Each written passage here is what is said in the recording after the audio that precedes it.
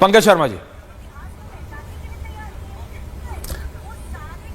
देखिए, ये है कि अगर कोई औरंगजेब के साथ खड़ा है तो कोई गोडसे के साथ खड़ा है। अगर समाजवाद की नुमाइंदगी अबू आजमी कर रहे हैं तो अलग चाल चरित्र और चेहरा, अंत्योदय की जो रहनुमाई है, जो अगुवाई है, वो अनुराग ठाकुर कर रहे हैं, जो गोली मारो डैश डैश डैश को इस तरह के नारे लगाते थे। हर राजनीतिक दल में संस्कारों का, मूल्यों का क्षरण हुआ है। उसमें सारे राजनीतिक दल करीब करीब एक बराबर हैं।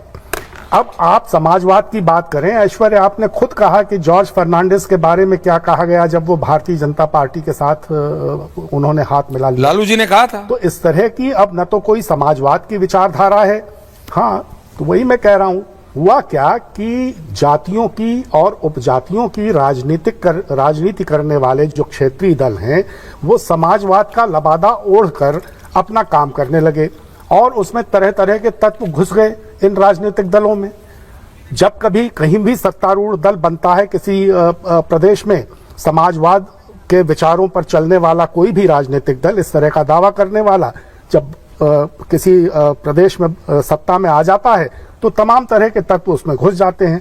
अब आप देखिए, भारतीय जनता पार्टी की सरकारों में, राज्यों में भी और केंद्र में भी कहां कहां से आकर किस किस तरह के तत्व घुस गए हैं। तो ये एक जो संस्कारों का क्षरण हुआ है, इसके लिए पूरी राजनीति को, समूचे राजनीतिक दलों को इस पर विचार करना चाहिए।